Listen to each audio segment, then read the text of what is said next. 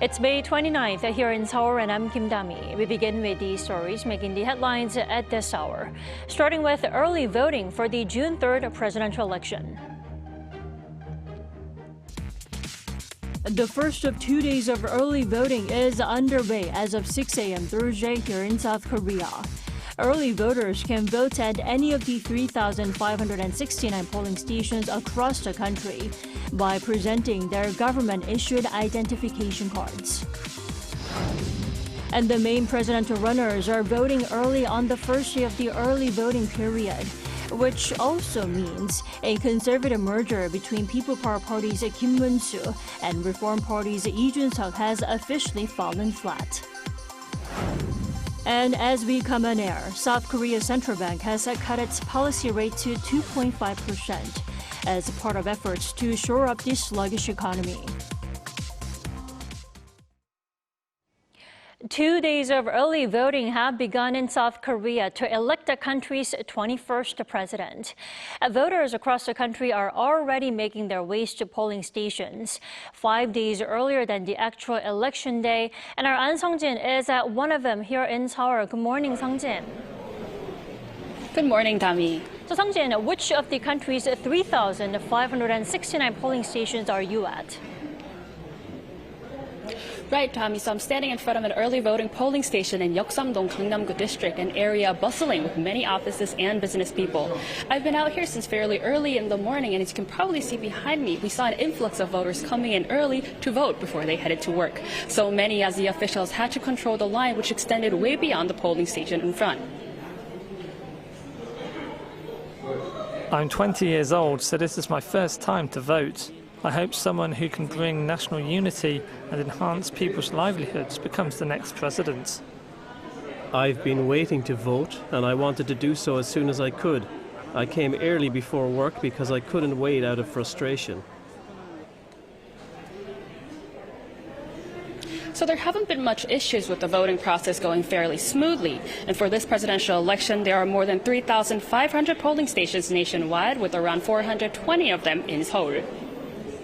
Now, Sung-jin, tell us how early voting works. For this early presidential voting, the National Election Commission has made extra effort to realize a fair and transparent election. Is that correct? Right, so to begin with how early voting works, early voting takes place for 2 days, Thursday and Friday, from 6 a.m. till 6 p.m. Those eligible voters must be over 18 and also bring a government-issued ID. Turnout in previous early voting in 2017 was 26.1%, while in 2022 it was 36.9%, a record high figure. Although we did see an increase in turnout rate in 2022, with voting taking place on a weekday, unlike previously, we may see a lower number. The process of verifying vote counting officials will be strengthened after accusations in 2020 that Chinese voting officials during the general election may have rigged votes. The NEC emphasized that it will be hiring all 260,000 voting and counting officials as Korean nationals to shut down any suspicions of election fraud. Ballot boxes will be monitored around the clock, and the NEC will also run a fair election observation team for the first time to observe the entire election process from voting to counting. The NEC had also announced that in this presidential election, the number of voters per hour will be disclosed by each polling station for the first time. So, Sung-jin, it's past 10 a.m. as we are speaking, which means 4 hours have passed since the early voting began. How many South Koreans have voted early so far? Right, so as of 9 a.m. at the polling station I'm at, 1,722 people have voted, and the total for Seoul is 293,852. Other major cities like Busan saw 77,052 people, Daegu 40,811, and Sejong 11,807 people. However, as we're just passing 10 a.m. as we speak, the figures should have been updated, which I will bring in our later newscast. The Democratic Party spokesperson said that their party's candidate Jae-myung will vote in Seoul this morning. The People's Power Party Kim Moon-soo is also believed to be voting early. That's all I have for now, and later I will be back with some new updates for our later newscast. All right, Sung-jin, thank you for that coverage. That was our An Sung-jin at one of the early voting polling stations here in the capital. With 5 days left until the election, candidates are ramping up their campaigns. And yesterday, Democratic Party candidate Lee Jae-myung set out to win over voters in Seoul, the biggest battleground. Our campaign correspondent Shin-ayoung reports. A day before early voting begins for the snap presidential election, Democratic Party candidate Lee Jae-myung visited eastern Seoul, which the party describes as a region that shows Seoul's past, present, and future. Lee Jae-myung's campaign on Wednesday is focusing on attracting support from voters in the capital by sharing his plan to make eastern Seoul not only a new hub for business, culture, and transportation growth, but also, as a result, a better place to live. Ahead of Wednesday's rally, Lee joined a live YouTube broadcast where he emphasized his commitment to push South Korea's benchmark index, the KOSPI, to 5,000 points and outlined plans for stock market reform. South Korea's conservative governments have not been typical conservative governments, which has made them irrational. The economy relies on rationality and predictability. With little economic policy and frequent corporate abuses, the market stayed weak. Fixing these issues could boost the market by 200 to 300 points. Meanwhile, the DP focused on getting people out to the polls, urging the public to vote to end what the party described as an insurrection. Let's bring peace, revive the economy, and unite the country by taking part in early voting this Thursday and Friday. Everyone, please make sure to vote. Your vote is more powerful than guns and swords.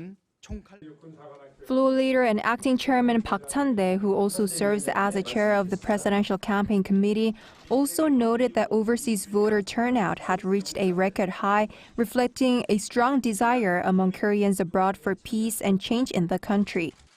He stressed that it is now up to voters in South Korea to carry that momentum forward.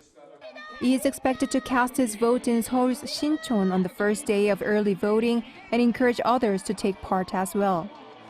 Shin-ayoung, Arirang News. And the People Power Party's Kim Moon-soo made a U-turn to the country's southeast on the same day, where the party's traditional voters are concentrated. Our correspondent Kim Do-yeon has this report.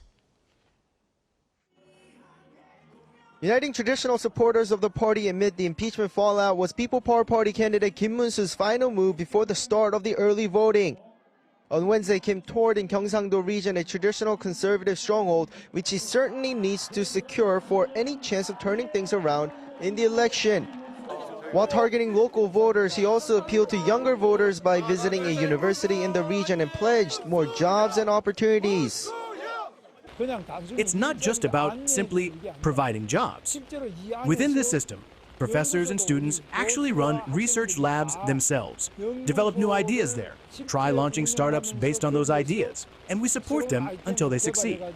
Once they do, they move out and continue on their own. That's the process. During his rallies, he also pledged an express railway system in the region to connect all major metropolitan cities to ensure they're reachable within 1 hour for a better commute. Throughout the region, he stopped at 7 cities in total, including here in Yeongcheon, his birthplace. To add to his efforts to boost support, he called this specific rally Mom Moon-soo's Home. Meanwhile, the camp also revealed that Kim will participate in early voting on Thursday. For this, he's going straight to the lion's den by casting a ballot at a voting center in his DP rival Lee Jae-myung's congressional district. But the camp says it's more than that. To put meaning into voting in Incheon, it's not only Lee Jae-myung's home district, but also the historic city where the Incheon landing operation turned the tide of the Korean War, preventing a communist takeover and paving the way for South Korea's post-war transformation. Meanwhile, the ship for any last-minute merger with the Reform Party seems to have sailed, as Wednesday was the realistic deadline, and communication between the two parties has been severed for some time.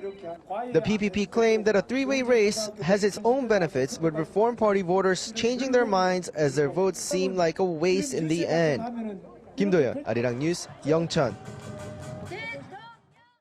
And attempts to form a merger between conservative candidates have effectively fallen through as early voting for the presidential election is now underway.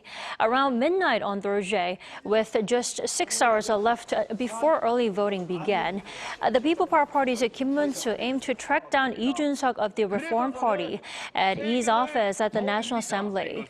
However, Lee was not there and did not respond to Kim's attempts to reach him through various channels. Now, Lee has consistently said he will not merge with the PPP. The Reform Party candidate on Thursday is set to cast his vote at an early voting station in Hwasong City, Gyeonggi-do Province. He'll continue reaching out to young voters, meeting with tech sector workers and university students, and drop by a popular street food alley in Central Seoul. South Korea's central bank has slashed its benchmark interest rate by 25 basis points as widely expected, bringing it down to 2.5%. In its fourth Monetary Policy Committee meeting of the year, the Bank of Korea on Thursday announced a rate cut after leaving rates unchanged in January and in April and lowering them in February. The decision comes amid growing economic uncertainty from U.S. tariff policies, as well as the stabilization of the $1 exchange rate. South Korea's economy already contracted in the first quarter, shrinking by 0.25%, a sharp downturn from the central bank's February forecast of 0.2% growth. The Bank of Korea also revised down its economic growth projection for the year from 1.5% to 0.8%. So the Bank of Korea went for a rate cut in the last monetary policy meeting of the first half of 2025, which many experts say was a much-needed decision by the central bank. Let's turn to Professor Park Min-jung for details. It's good to have you with us. Good morning. Thank you for having me today. So the rate cut this morning was widely expected, but would you say it was timely for the BOK to lower the rate considering South Korea's current economic situation? Yeah, today's current rate cut is widely expected, and given the current state of the South Korean economy, I would say it was a timely move by central bank because domestic demand has remained weak nowadays, with consumer spending showing little sign of recovery and also business investment staying cautious. Furthermore, key indicators shows like retail sales and service sector outputs have been stagnating, and also overall consumer sentiment remains subdued nowadays. But although experts have shown signs of improvement nowadays, it's clear that without a rebound in domestic demand, economic recovery will be difficult in the short term. And that's probably why the central bank also decided to slash the country's growth outlook to 0.8%. Yeah, the reason the Bank of Korea revised the country's growth outlook over 8% is growing concern over weak domestic demand and sluggish private consumption. Despite some improvement in exports, as I said before, internal drivers of growth like household spending and corporate investment remain subdued and for a long time.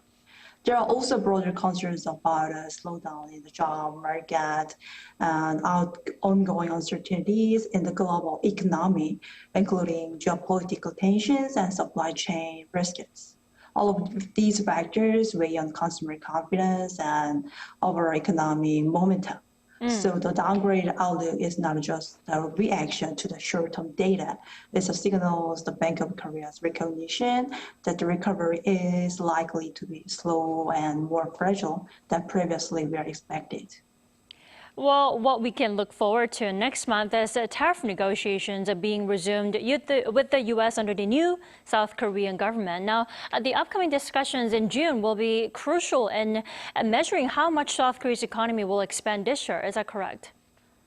Yeah, the upcoming tariff negotiations with the U.S. will play a significant and critical factor in shaping South Korea's economic outlook this year, especially under the new administration in June. Trade is a major pillar in Korea economic situations, and any adjustments in tariff structures could directly impact key export sectors like semiconductors, batteries, or automobiles. So if the negotiations lead to reduced trade friction or greater market access, that could support export growth and in turn boost overall GDP.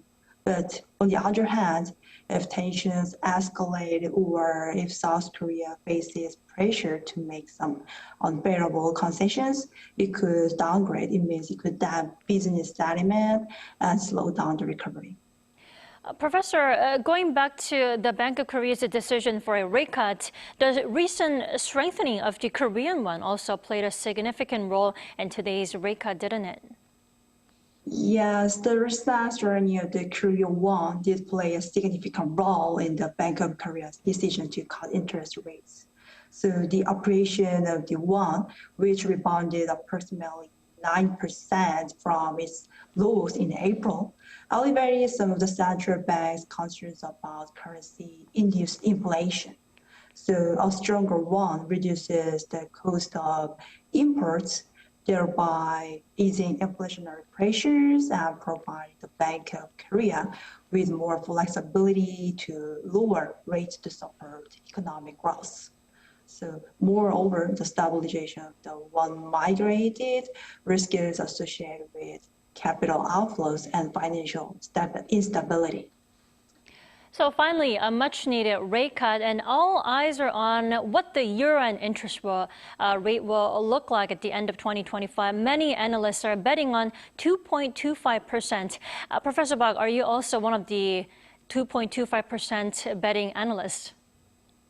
Yeah, maybe almost a lot of major analysts are predicted betting on 2.25%. There's a growing attention. It means Bank of Korea will end up in terms of interest are pointing to 2.25% at likely level. I think the reason for it is that twofold. The first is that even though the Korean economy clearly needs help because people are spending less and businesses are investing much, the central bank has to be careful about the interest rate gap with the U.S. So the Federal Reserve also keeping rates high for a long time. If Korea cut its rates too much, like making too big cuts, the gap could grow a lot. And also the Bank of Korea seems to be aiming for a balanced approach. It means providing enough monetary easing to support growth and while maintaining financial stability and protecting Korea won from excessive depreciation. Right, that is why we'll be closely keeping an eye on the Fed's decision in the coming weeks and months as well. Professor Bach, thank you so much for your time and your insights. As always, we appreciate it. Thank you.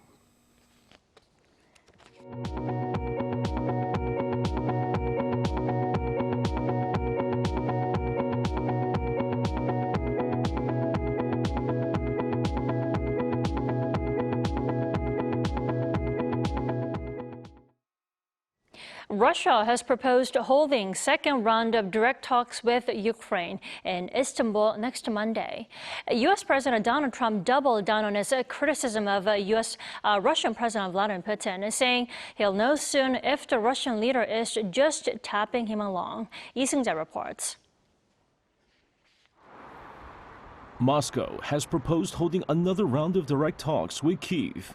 The meeting, which would again take place in Istanbul, is slated for June 2nd, with the aim of achieving a sustainable peace settlement.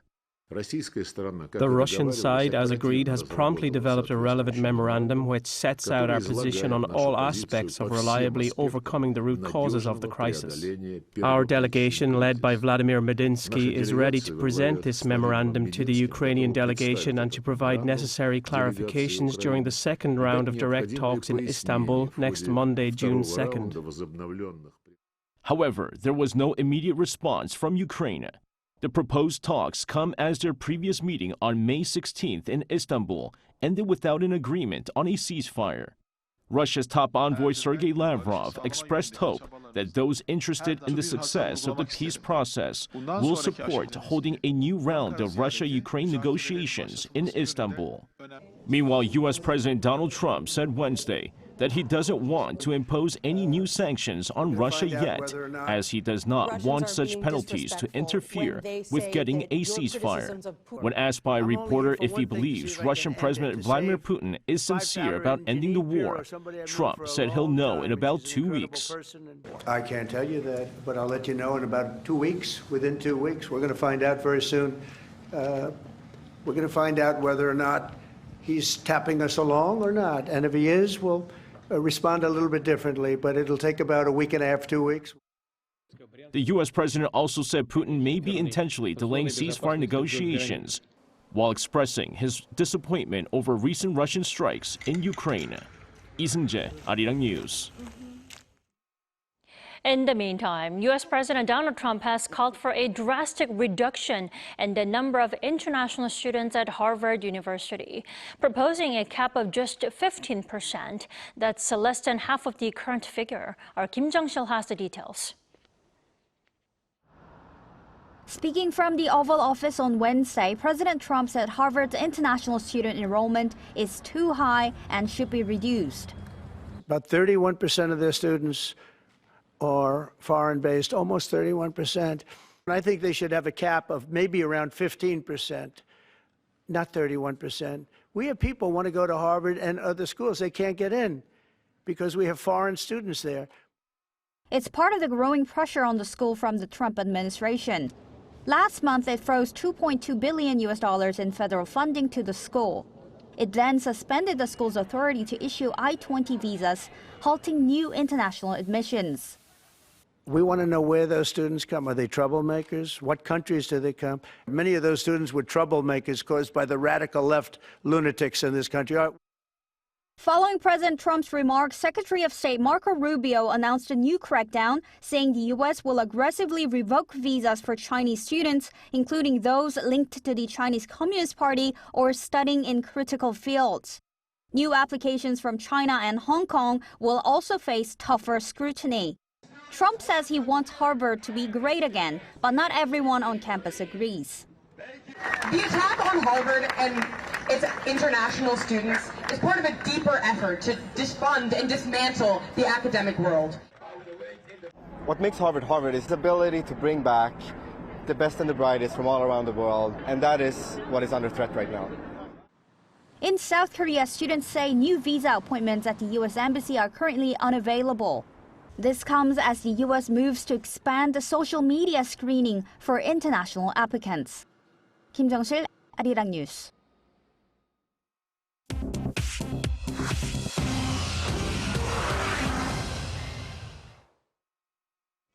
Now let's take a look at some stories from around the world with our Choi Ji-hee. Good morning, Ji-hee. Good morning, Tommy. So Ji-hee, over in the Middle East, hunger and desperation have led to deadly incidents at aid distribution centers over in Gaza. Tell us more. That's right. Humanitarian efforts in Gaza are faced by immense challenges as crowds overwhelmed a food aid center and a warehouse.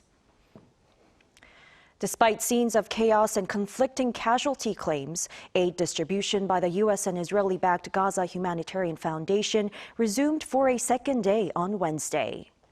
The GHF delivered emergency food supplies in southern Gaza, distributing over 14,000 aid boxes across 2 sites. One of them reopened after delays caused by crowd surges and prior looting.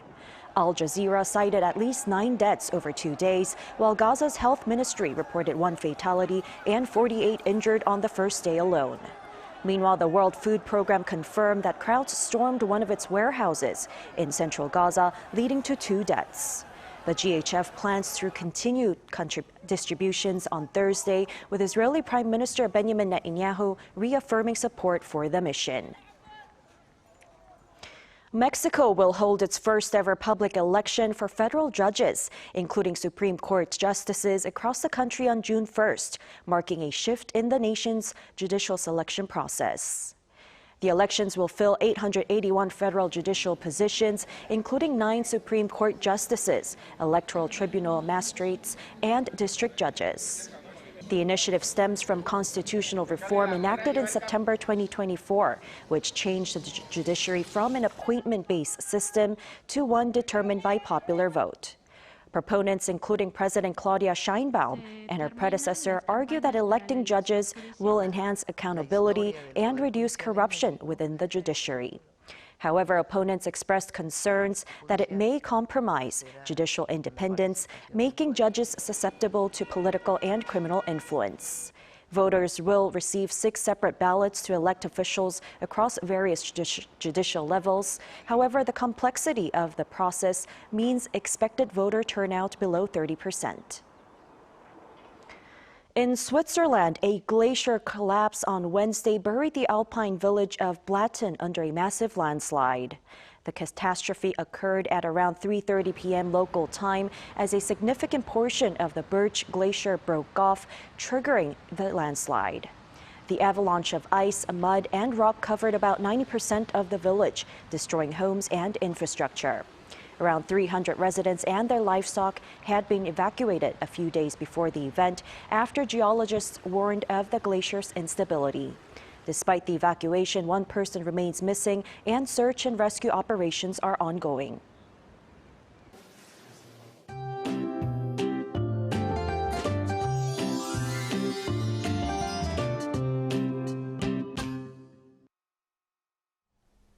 We are in for another day where we'll need to keep both sunglasses and an umbrella handy. The atmosphere remains a bit unstable for this afternoon, so some spots could see a brief but heavy downpours. Most places can expect 5 to 20 millimeters of passing showers, but Gyeongsangdo provinces could be seeing heavier showers. But until that rain falls, skies will be mostly sunny nationwide, meaning the sunshine will be strong. The UV index will be higher in southern parts of Korea this afternoon with high ozone concentrations. And this afternoon, Seoul will be getting up to 26 degrees. Daejeon, Daegu both will be climbing to 27 degrees. And looking ahead, tomorrow brings a chance of showers to the southern coastal areas. And early summer heat sets in and stays through the weekend.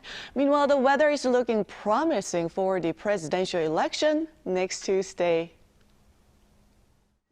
We thank you for watching New Day at Arirang. Arirang News will be back at 5 p.m. Korea time.